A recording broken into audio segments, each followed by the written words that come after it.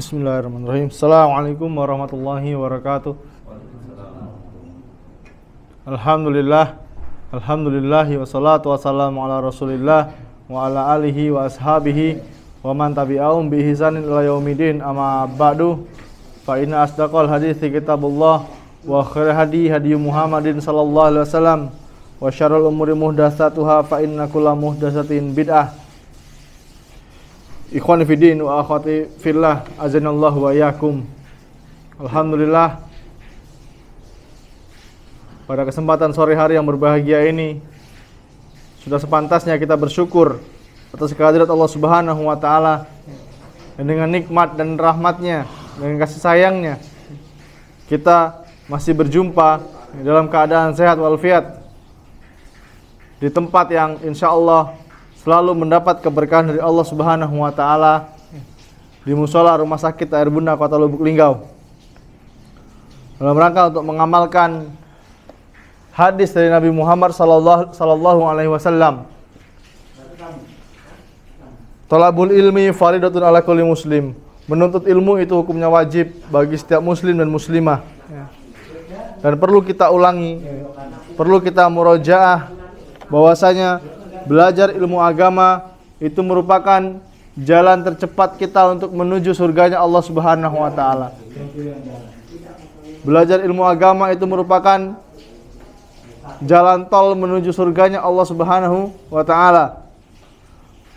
Rasulullah sallallahu alaihi wasallam, beliau pernah bersabda, "Wa man salaka tariqan yaltamisuhu fi ilman, sahalallahu lahu bihi tariqan ilal jannah." Barang siapa yang berjalan dari rumahnya dalam rangka untuk mempelajari agama Allah, maka Allah akan mudahkan jalan dia menuju surga. Dan alhamdulillah, kita yang dimudahkan oleh Allah Subhanahu wa taala mempelajari agama Allah, itu merupakan sebuah nikmat yang besar yang pantas kita syukuri. Dan itu merupakan tanda bahwasanya Allah Subhanahu wa taala itu menginginkan kebaikan daripada diri kita.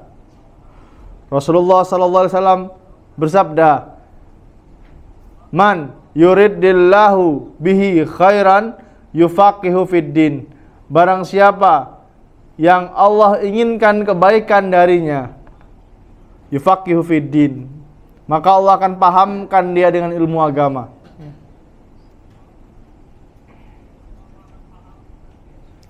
Kita bisa memahami ilmu agama ini bukan berarti kita cerdas, bukan hanya kita mengandalkan kecerdasan otak kita, tapi itu merupakan nikmat dan hidayah dari Allah Subhanahu wa taala. Coba kita perhatikan di luar sana, banyak orang yang pintar masalah dunia, tapi dia tidak paham dengan agamanya sendiri. Dia tidak bisa, dia tidak tahu bacaan sholat, dia tidak tahu bagaimana cara berwudu dengan benar.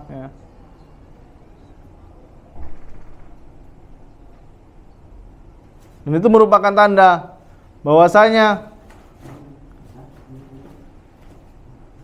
nikmat hidayah itu sangatlah besar. Dan yang paling sulit adalah mempertahankan hidayah tersebut. Kita yang dimudahkan oleh Allah Subhanahu wa taala untuk mempelajari agama Islam,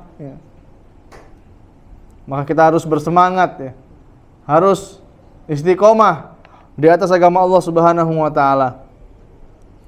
Dan alhamdulillah, atas kemudahan dari Allah Subhanahu wa taala, kita bisa melanjutkan kajian kita pada sore hari yang berbahagia ini. Tentang apa? Sakaratul maut. Ini pertemuan yang kedua, pertemuan yang kedua.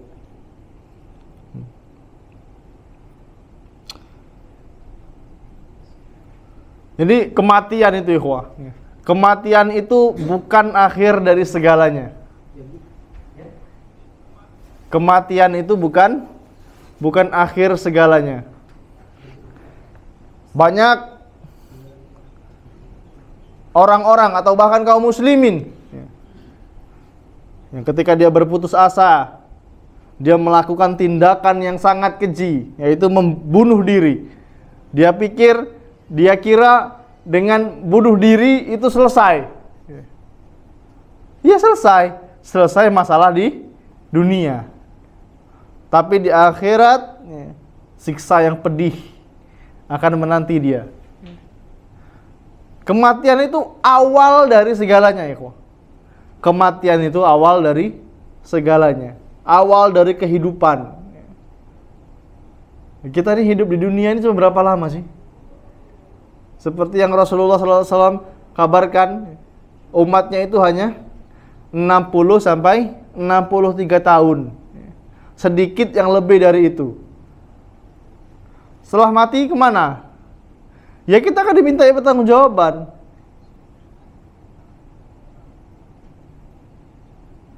Sering kita dengar perkataan para ulama, ya. Silakan berbuat semaumu, maka ketahuilah kau akan mati. Setelah mati, maka kita akan dimintai pertanggungjawaban. Kezoliman sekecil apapun akan dimintai pertanggungjawaban.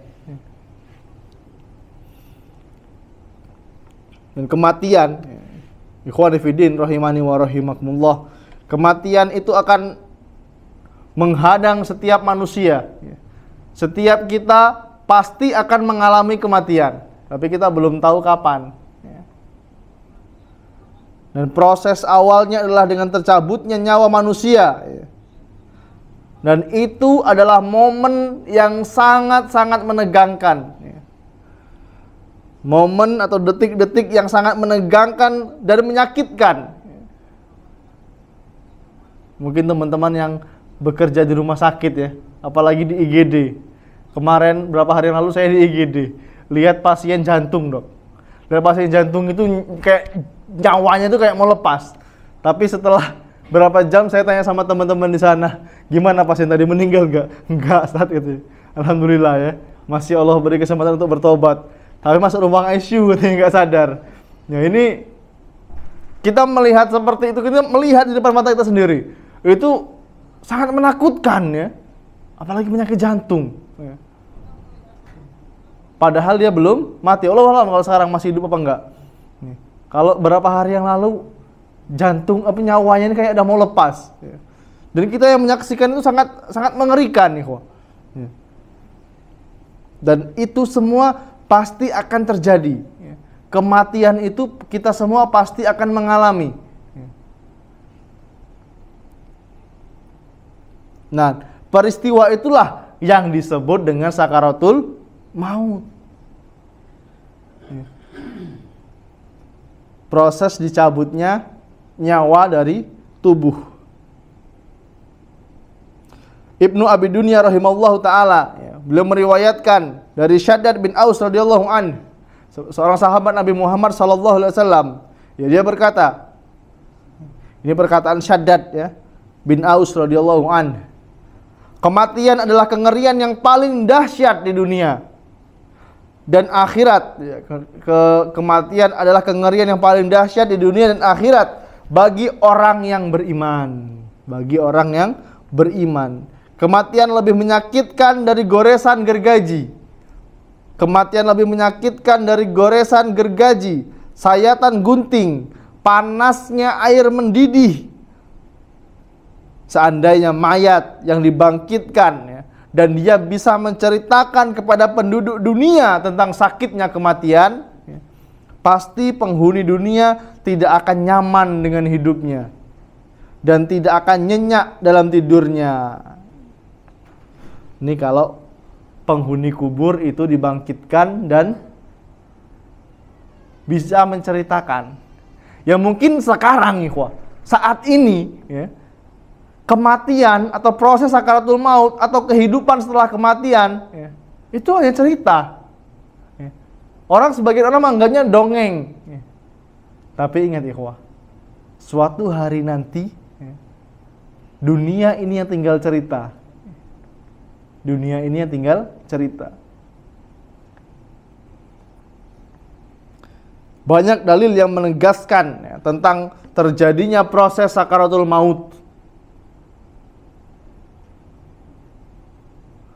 sakaratul maut yang mengiringi perpisahan antara jasad dengan ruhnya. Allah Subhanahu wa taala berfirman, "Wa ja'at sakaratul maut bil haqq, zalika ma kunta minhu tahidu." Dan datanglah sakaratul maut dengan sebenar-benarnya. Itulah yang kamu selalu lari darinya. Ya manusiawi ya. Kita takut dengan mati itu manusiawi. Ada yang nyewa bodyguard untuk melindungi dirinya dari kematian. Ada yang pasang asuransi, apalagi. Itu semua nggak akan mempengaruhi kematian ya, ya nggak bisa dinego. Kapan kita mau mati, ya, di mana tempatnya tidak bisa dinego. Maksud dari ayat ini, ya, maksud sakaratul maut ya, dalam ayat ini adalah sebuah kedahsyatan, himpitan kekuatan kematian yang mengalahkan manusia dan menguasai akal sehatnya. Dan makna bil haq, wajaat sakaratul mauti bil haq, ini merupakan perkara yang benar, yaitu perkara tentang akhirat. Sehingga manusia ini sadar, yakin, dan dia tahu. Ada yang berpendapat al-haq adalah hakikat keimanan, sehingga maknanya menjadi telah tiba sakaratul maut dengan kematian. Ini tafsir dari al-haq atau wajaat sakaratul mauti bil haq. Intinya kematian itu pasti datang.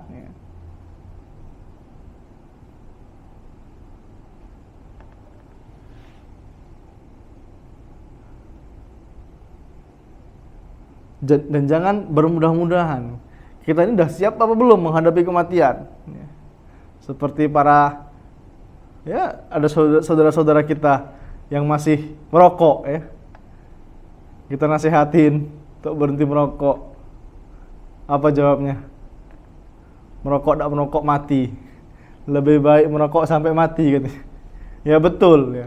Perokok atau tidak perokok semuanya mati, betul. Ya. Tapi yang membedakan adalah apa? Yang pernah kita bahas pekan lalu, husnul khotimah atau su'ul khotimah. Dan para ulama sepakat orang yang mati ya, karena rokok itu hukumannya sama dengan bunuh diri. Karena pemerintah sudah mengingatkan merokok itu membunuhmu. Ya betul, semua orang akan mengalami kematian ya. Dan Allah Subhanahu wa taala juga berfirman dalam surat Al-Qiyamah ayat yang ke-26 sampai yang ke-30. Ini kita sering mendengar ayat ini ya. Kalla idza balagatit taraqiya wa qila man raqa wa dhanna annahul firaq wal taffatis saqu bis-saq ila rabbika yauma izil masaq. Kalla, sekali-kali tidak, kata Allah Subhanahu wa taala. Sekali-kali jangan. Apabila nafas seseorang telah mendesak sampai kerongkongan dan dikatakan kepadanya, siapakah yang dapat menyembuhkan? Dan dia yakin bahwa sesungguhnya itulah waktu perpisahannya. Dan bertaut betis kiri dengan betis kanan. Ila rabbika yauma izil masaq. Dan Rabbmu lah pada hari itu kamu dihalau.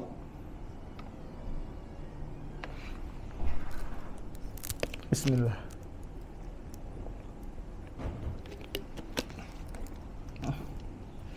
Syekh Asy-Sya'di rahimahullahu ta'ala beliau menjelaskan,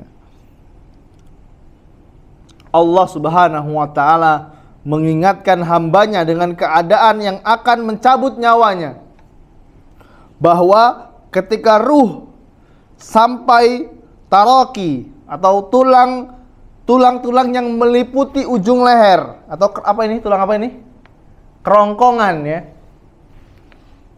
Maka pada saat itulah penderitaan yang sebenarnya itu dimulai. Ketika nyawa sampai tulang taroki ini, ya, tulang kerongkongan ini, ya, disitulah awal mula penderitaan. Dia mencari segala sarana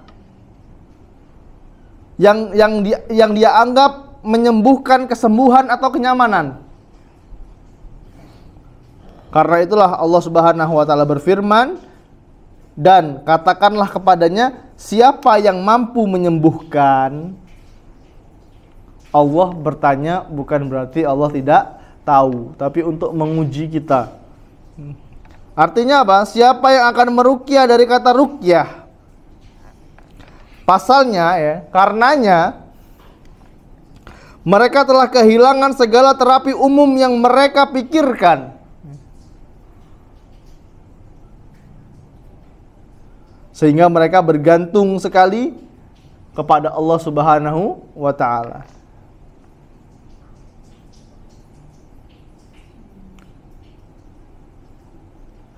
Jadi ketika ketetapan nyawa kita dicabut, maka tidak dapat ditolak. Kita tidak bisa menghalau, nggak bisa dinego. Dan dia yakin bahwasanya itulah waktu perpisahan dengan dunia.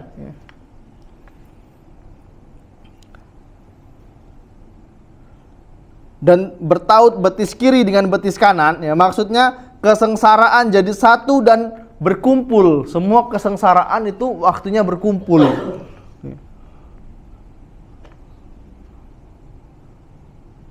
Dan ketika itulah nyawa ini dihalau menuju Allah Subhanahu wa taala untuk dibalasi semua amalannya. Dan setiap kita akan ditanya tentang perbuatan kita selama di dunia.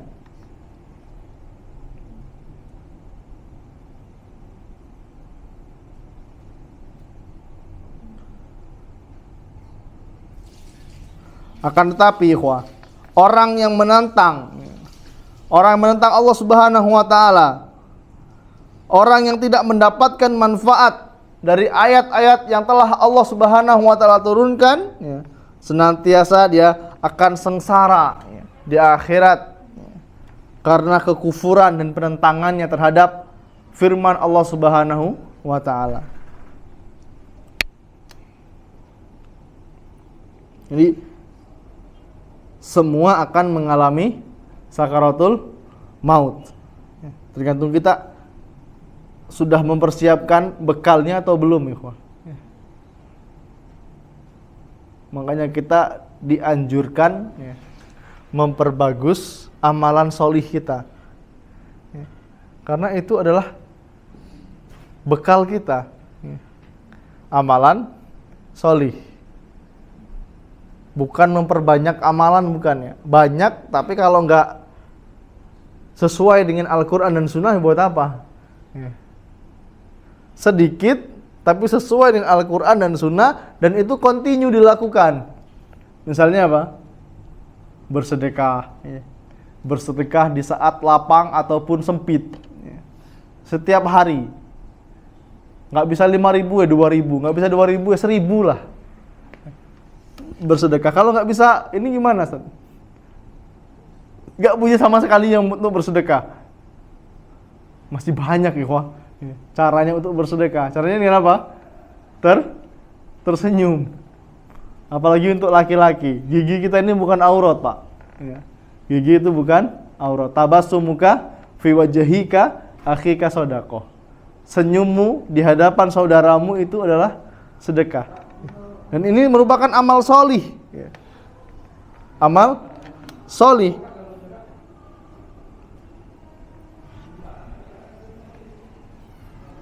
Dan dari hadis Nabi Muhammad SAW yang menguatkan tentang fenomena sakaratul maut. dalam kitab Sahih Bukhari. Beliau meriwayatkan dari Ummul Mukminin Aisyah radhiyallahu anha. Dia bercerita tentang ketika ajal menjemput Nabi Muhammad sallallahu alaihi wasallam. Inna Rasulullah sallallahu alaihi wasallam kana baina yadayhi raqwatun au gulbatin au ulbatun fiha ma'un faja'ala yudkhilu yadayhi fil ma'i fayamsahu bihima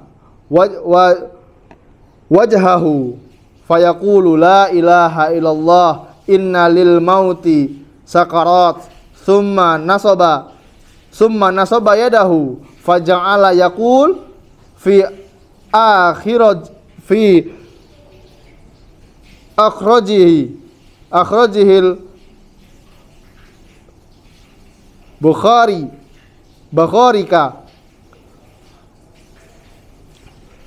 dihadapkan kepada Rasulullah sallallahu alaihi wasallam. Di hadapan Rasulullah sallallahu alaihi wasallam ada satu bejana. Bejana itu apa? Wadah ya. Seperti wadah ya. Kecil dari kulit yang berisi air. Kemudian beliau, ini posisi Nabi Muhammad SAW sedang sakit keras ya. Nabi Muhammad sedang sakit keras. Beliau memasukkan tangan ke dalam bejana tersebut dan membasuh mukanya dalam keadaan sakit parah ya, demam, memasukkan tangannya ke wadah berisi air sambil membasuh mukanya, dan dia berkata, la ilaha illallah inna lil mauti sakarat. Sesungguhnya kematian itu memiliki sakaratul maut. Dan dia menegakkan tangannya dan berkata, menuju Rafiqil A'la, sampai akhirnya nyawa beliau tercabut dan tangannya melemas. Sebelum meninggal, Rasulullah SAW memasukkan tangannya ke dalam bejana, wadah air, kemudian membasuh mukanya. Nabi Muhammad SAW pun mengalami sakaratul maut. Itu orang yang sudah jelas diampuni dosanya sebelum dan sesudah. Kita ini nggak tahu masuk surga masuk neraka ya dengan PD-nya ya. Kadang kita tertawa terbahak-bahak padahal kain kafan kita sedang dijahit, kain kafan kita sedang dipersiapkan ya. Dari sahabat yang mulia Anas radhiyallahu anhu, beliau berkata, lama takula Nabi sallallahu alaihi wasallam ja'ala yatakhassahu faqalat Fatimatu alaiha salam akhrajahul Bukhari fil makharzi babu maradon Nabi wa wafatahu. Tak kala kondisi Nabi Muhammad SAW makin memburuk, anaknya Fatimah radhiyallahu anha, beliau berkata, alangkah berat penderitaanmu ayahku. Dan Nabi Muhammad SAW menjawab, tidak ada penderitaan ayahmu setelah ini. Ini anaknya ikhwah. Berapa setelah itu? 6 bulan ya kalau nggak salah ya. 6 bulan meninggal ya. 6 bulan atau 7 bulan setelah meninggal ayahnya.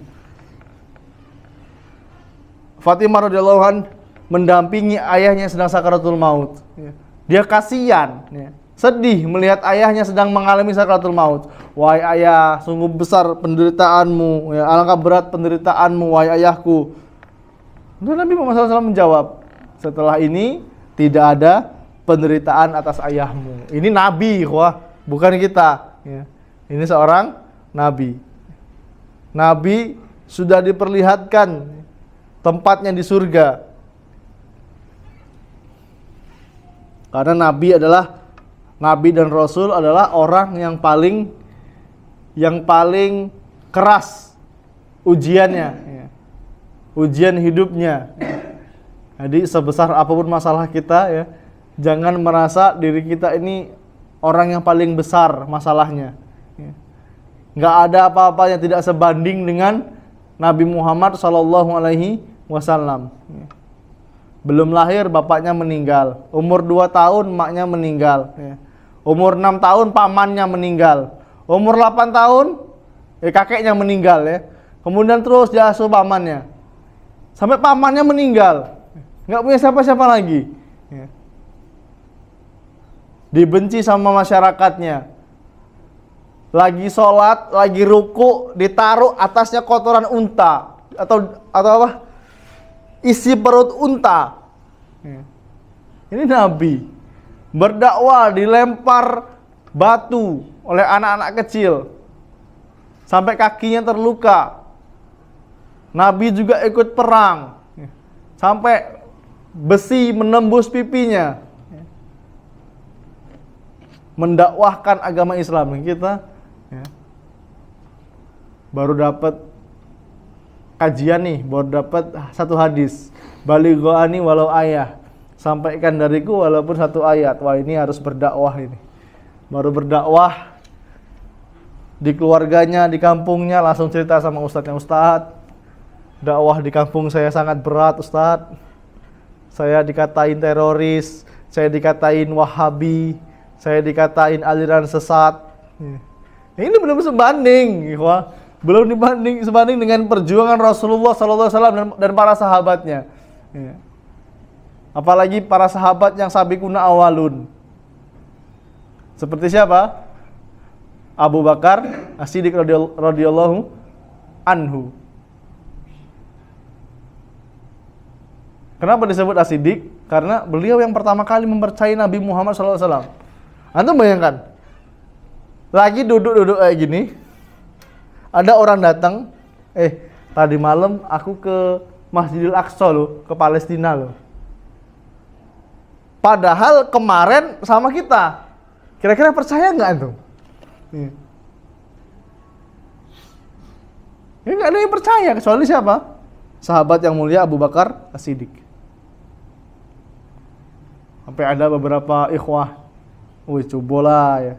cobalah saya ini hidup di zaman Nabi, pasti saya ikut berperang. Dengan pedenya ngomong kayak gitu. Dia enggak tahu ketika antum hidup di zaman Nabi, antum itu ikut Nabi Muhammad SAW apa ikut Abu Jahal? Enggak tahu. Allah tuh tahu yang terbaik untuk kita. Kita dihidupkan di zaman sekarang, berarti itu yang terbaik untuk kita, udah. Kalau kita hidup di zaman Nabi, apa kuat kita, ikhwah? Dalam keadaan sedang berpuasa, suruh menggali parit yang lebarnya 2 kilo, panjangnya 9 kilometer. Kuat nggak kira-kira, ikhwah? Menghancurkan batu-batu yang menghalangi parit tersebut di perang Khandaq. Yang pada saat itu Nabi keadaannya sedang paceklik, dan kesusahan. Makanya iman kita itu beda dengan iman para sahabat. Wajar kalau para sahabat itu diampuni dosanya. Para sahabat Nabi Muhammad SAW itu diampuni dosanya.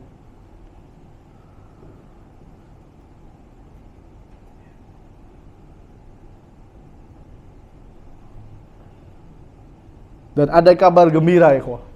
Kabar gembira bagi kita atau orang-orang yang beriman. Kita jangan bandingkan kita dengan kehidupan orang-orang kufar, orang-orang non-muslim. Mungkin dalam segi ekonomi dia lebih unggul dari kita. Itu masalah dunia. Jangan banding-bandingkan kita dengan mereka.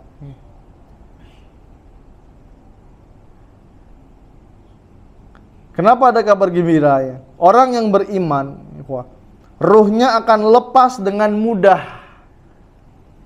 Ruhnya akan lepas dengan mudah dan ringan.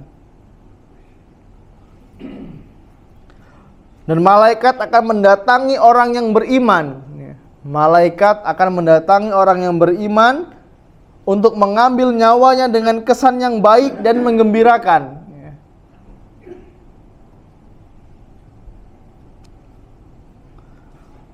Dalilnya apa? Dari sahabat yang mulia Al-Bara bin Azib radhiyallahu anhu, bahwasanya Rasulullah sallallahu alaihi wasallam beliau pernah bersabda tentang proses kematian seorang mukmin. Seorang hamba yang mukmin, kata Rasulullah SAW, jika telah berpisah dengan dunia, menyongsong akhirat, maka malaikat akan mendatanginya dari langit dengan wajah yang putih, tampan, rona mukanya seperti sinar matahari, terang dan tidak menyilaukan. Mereka membawa kafan dari surga serta hanut, apa itu hanut? Wewangian dari surga. Mereka akan duduk di sampingnya, di samping ruhnya orang yang beriman.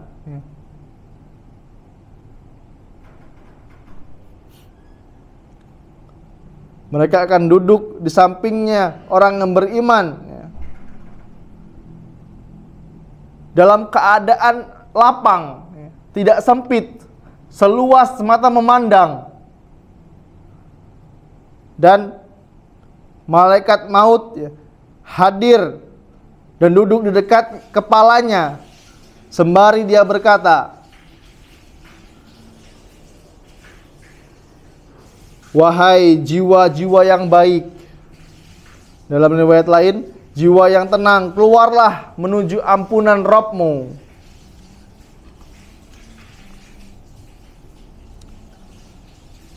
Keluarlah menuju ampunan Allah dan keridhoannya. Ruhnya keluar bagaikan aliran cucuran air dari mulut kantong kulit, atau seperti air yang keluar dari bejana, seperti air yang keluar dari ceret, dari teko. Mudah. Setelah ruhnya keluar, maka setiap malaikat,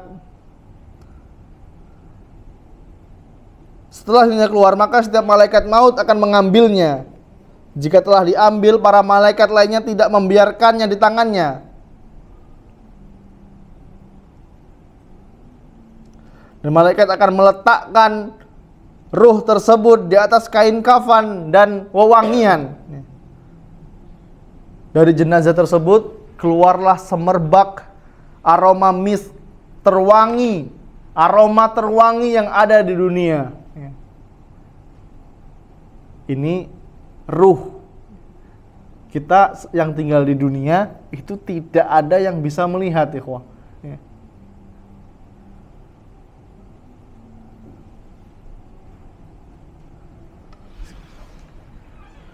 Dan ketika ruhnya baru dicabut, itu dia sudah merasakan dia nanti bakal di mana, di surga atau di neraka. Berbeda dengan orang fasik atau orang yang jelek amalnya di dunia. Malaikat ini memberi kabar gembira, ikhwah. Malaikat ini memberikan kabar gembira kepada manusia yang beriman, kepada orang-orang yang beriman, dengan ampunan, dengan ridho Allah Subhanahu wa taala untuknya. Dan ini dijelaskan secara tegas dalam Al-Qur'an, Allah menyatakan bahwa para malaikat akan menghampiri orang-orang yang beriman dengan mengatakan, jangan takut, jangan sedih. Serta malaikat akan membawakan berita gembira tentang surga.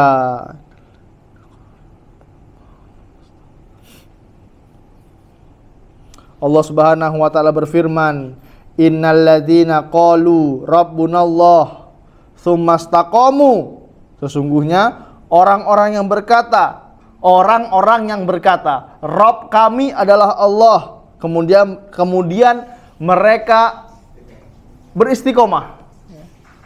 Bukan sekedar mengucapkan la ilaha illallah, tapi dia istiqomah terus. Dia mempelajari agama Allah. Dia tahu syarat-syarat la ilaha illallah. Dia tahu pembatal-pembatal la ilaha illallah. Sumastaqomu, dan mereka beristiqomah. Tanazzalul alaihimul malaikah ala takhafu wa la tahzanu wa abshiru bil jannah allati kuntum tu'adun. Maka para malaikat akan turun pada mereka sembari berkata, janganlah kamu sedih dan bergembiralah kamu dengan memperoleh surga yang telah Allah janjikan kepadamu. Nahnu awliya'ukum fil hayati dunya wa fil akhirati walakum fiha ma tashtahi anfusakum walakum fiha ma tad'un. Kata Allah Subhanahu wa taala, kamilah pelindung-pelindungmu. Kamilah pelindung-pelindungmu di dunia dan di akhirat. Di dalamnya kamu memperoleh apa yang kamu inginkan dan memperoleh di dalamnya apa yang kamu minta sebagai hidangan bagimu, dan Rabbmu Maha Pengampun lagi Maha Penyayang. Ini bagi orang-orang yang beriman. Bukan hanya beriman, dia juga beristiqomah dengan agama Allah Subhanahu wa ta'ala.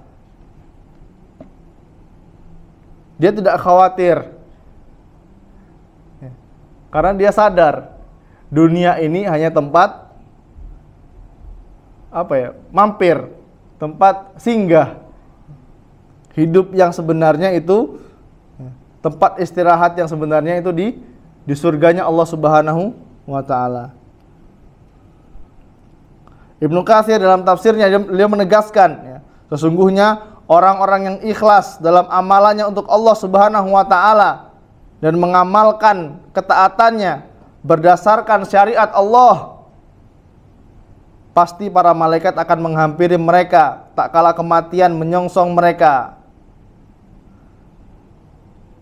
sambil berkata, janganlah kalian takut atas amalan yang kalian persembahkan untuk akhirat, dan janganlah bersedih atas dunia yang akan kalian tinggalkan, baik itu anak, istri, harta, atau agama, sebab kami akan mewakili kalian dalam perkara itu. Mereka, yaitu para malaikat, memberi kabar gembira berupa sirnanya kejelekan dan turunnya kebaikan. Bismillah. Ini tafsir Ibnu Katsir. Ketika sakaratul maut menghampiri kita, orang-orang yang beriman, malaikat akan mengatakan, jangan takut meninggalkan dunia. Karena ya sebagian manusia itu ketika dia mati yang dikhawatirkan apa? Dunianya. Anak, istri. Agak kalau aku mati siapa yang ngasih makan anak aku? Kaget siapa yang nyekolahkan dia? Nah ini. Padahal rezeki anak itu sudah ada bagiannya masing-masing. Bukan kita yang memberi rezeki pada anak, Allah. Allah yang memberikan rezeki. Makanya dalam perkara dunia ini yang sewajarnya aja. Jangan sampai gara-gara perkara dunia kita meninggalkan hak-haknya Allah Subhanahu wa ta'ala. Seperti apa? Sholat. Gara-gara apa? Dunia, pekerjaan. Udah gajinya kecil, nggak sholat lagi. Kerugiannya double.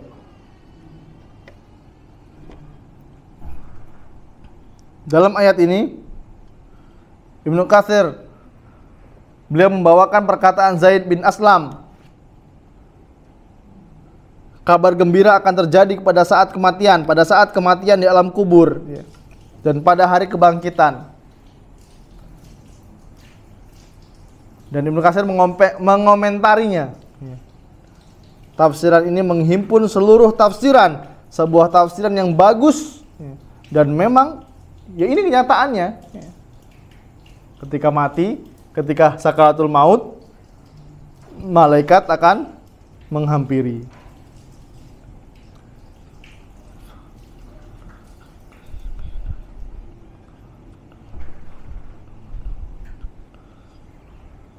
Dalam ayat yang lain, Allah Subhanahu wa Ta'ala mengabarkan kondisi kematian orang yang beriman dalam keadaan yang baik.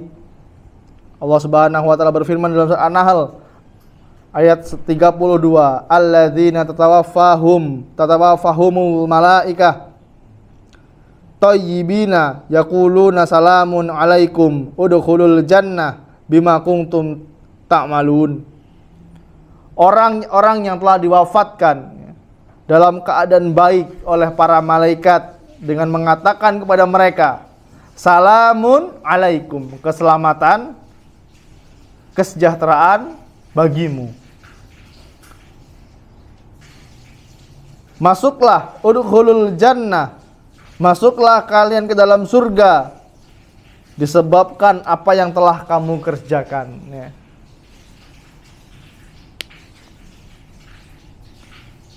Jadi masuknya kita ke dalam surga itu yang menentukan siapa? Allah Subhanahu wa Ta'ala. Karena rahmat dan kasih sayangnya Allah Subhanahu wa Ta'ala, bukan karena banyaknya amal. Amalan kita ini hanya menentukan di mana posisi kita di surga. Amalan kita menentukan posisi kita di surga.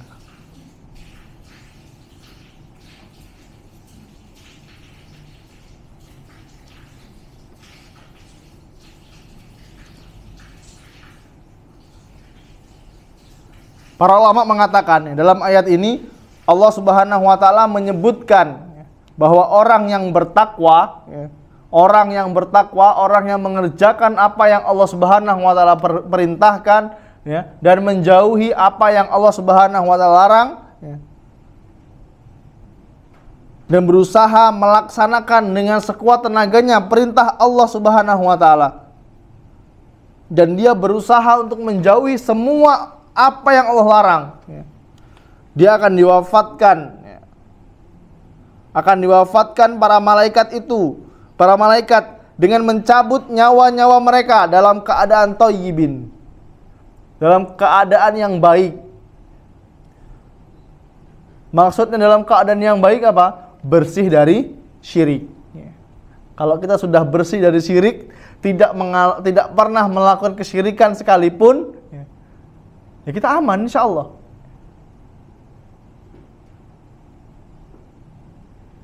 Bersih dari syirik dan maksiat.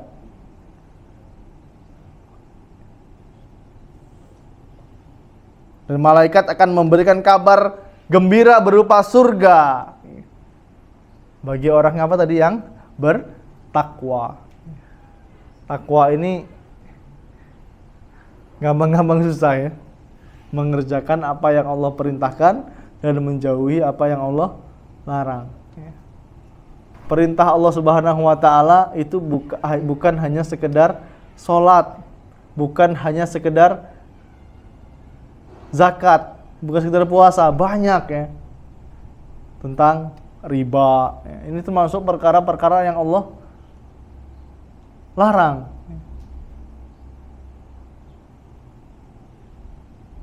Dan menjalankan apa yang Allah larang itu lebih sulit daripada mengerjakan apa yang Allah perintahkan.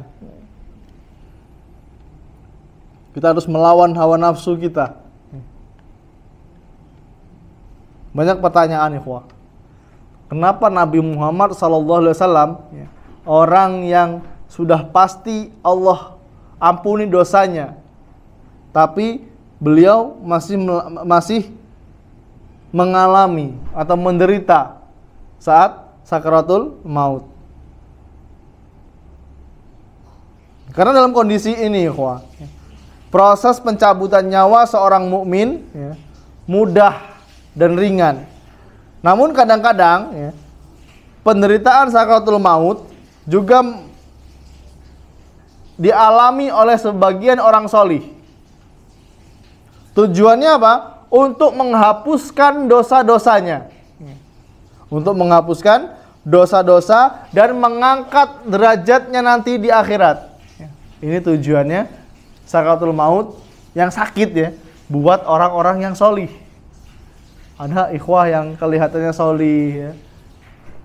Ya jangan melihat, ustadz ini kayak orang solih. Ya, bisa jadi teman-teman yang duduk di kajian ini lebih solih daripada ustadznya. Ya. Amalannya lebih diterima. Ya.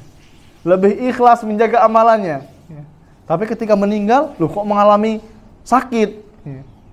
Tujuannya apa? Untuk menghapuskan dosa. Sisa-sisa dosa itu sudah dihapuskan. Ya. Ini tujuannya. Dan ini juga dialami oleh Nabi kita Muhammad SAW. Beliau mengalami pedihnya sakaratul maut seperti hadis yang tadi sudah kita bacakan ya dari Ummul Mukminin Aisyah radhiyallahu anha.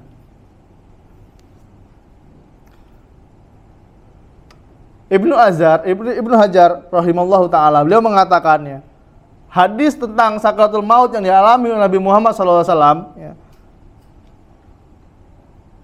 bukan menunjukkan kesengsaraan, ya. Bukan menunjukkan kehinaan kepada seseorang. Dalam konteks orang yang beriman ya, bisa merasakan sakaratul maut itu untuk menambah kebaikan atau menghapuskan dosa-dosanya. Nah, ini, ya. Jadi jangan mentang-mentang sakaratul mautnya kayak sakit banget ya. Wah, ini kayaknya su'ul khotimah ini. Ini bukan tanda-tanda su'ul khotimah. Kemarin sudah kita bahas ya. Apa di antaranya?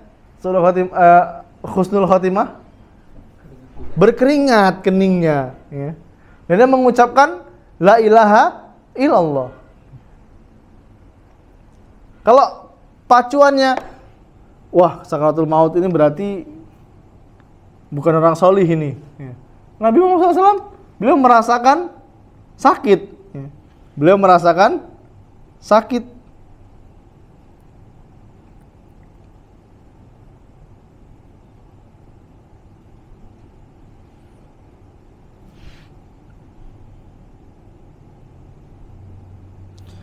Al-Imam Al-Qurtubi rahimallahu ta'ala ya, beliau mengatakan hikmah dahsyatnya kematian ya, dan sakaratul maut yang menimpa para nabi dan rasul ya, mengandung beberapa manfaat. Yang pertama, supaya orang-orang mengetahui kadar sakitnya kematian. Supaya orang-orang mengetahui kadar sakitnya kematian dan sakaratul maut itu tidak kasat mata. Karena ada orang yang melihat orang lain yang akan meninggal ya, tidak ada gerakan atau keguncangan. Mungkin teman-teman yang kerja di rumah sakit ini sering ya melihat sakaratul maut ya. Kok tahu-tahu mati gitu kan? Habis diperiksa, subuh diperiksa, wah masih hidup nih. Pada subuh dilihat, kok nggak ada tanda-tandanya apa meraung, apa kesakitan, nggak ada. Ya. Ya kadang-kadang seperti itu, memang kadang-kadang seperti itu. Tapi aslinya dia ini mengalami sakit yang kita tidak bisa melihatnya, gitu loh. Dan ini sudah pasti, sakaratul maut bil haq. Sakaratul maut itu nyata, ya. Tapi tidak kasat mata. Nah, kita tidak mengetahui apa yang terjadi pada mayat itu sebenarnya. Dan para nabi sudah menggambarkan tentang dahsyatnya penderitaan dalam kematian. Ya. Makanya jangan, wah ini matinya enak nih. Kan? Padahal dia mayitnya ini tadi mengalami sakaratul maut, kesakitan dia. Itu yang pertama. Yang kedua, ya, mungkin akan terbetik di benak sebagian orang. Ya. Mereka adalah kekasih Allah dan para nabi. Mengapa para nabi ini mengalami kesakitan dalam kematiannya? Ya. Padahal Allah mampu meringankan sakitnya, ya, meringankan sakratul mautnya. Maka kita akan jawab ya, bahwa orang yang paling berat ujiannya di dunia ya, adalah para nabi dan kemudian orang yang menyerupai nabi. Maksudnya dalam mengikuti jalan nabi ya. Nah inilah ya, nabi aja tuh mengalami kesakitan. Karena apa? Sudah sunatullah, nabi dan rasul itu ujiannya paling berat ya. Ini sudah sunatullah ya. Kemudian orang-orang yang mengikuti nabi dan rasul dalam hal kesolihannya ya. Walaupun kita nggak sama dengan nabi, ya kita berusaha mengikuti ya, apa yang Nabi Muhammad Sallallahu Alaihi Wasallam ajarkan ya. Makanya kita disebut dengan apa? Ahlu sunnah. Apa itu sunnah? Masih ingat ya? Sunnah, segala sesuatu, perkataan, perbuatan, dan hal-hal yang disetujui oleh Nabi Muhammad Sallallahu Alaihi Wasallam. Oh, Nabi itu rambutnya panjang, Ustaz. Panjang sebahu, nggak nyampe sebahu, belah tengah. Ya. Ini bukan sunnah, ikhwah. Ini kebiasaan. Karena di Arab, ya, di zaman itu udah terbiasa mereka seperti itu, gitu loh. Ya. Kalau di Indonesia, oh, anak-anak kita yang SMA kalau ngikutin kayak gitu apa yang terjadi? Mudaratnya lebih besar. Ya. Itu seperti itu. Segala sesuatu yang di perkataan, perbuatan, dan yang mendapat persetujuan dari Nabi Muhammad Sallallahu Alaihi Wasallam.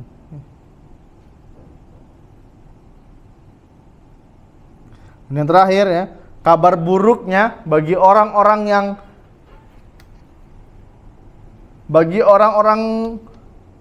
non muslim, orang kufar ya. Ketika dia meninggal ya, maka ruhnya ya, orang-orang kufar ini akan susah payah ya. Dia akan tersiksa. Dan ini sudah diceritakan oleh Nabi Muhammad Sallallahu Alaihi Wasallam ya, tentang kematian orang-orang kafir atau orang yang jahat, orang yang fasik, orang yang menyepelekan dosa-dosa. Dia akan mengalami su'ul khotimah, kematian yang buruk. Kata Nabi Muhammad SAW, sesungguhnya hamba orang-orang kafir, hamba yang kafir, dalam riwayat lain disebutkan orang-orang yang jahat,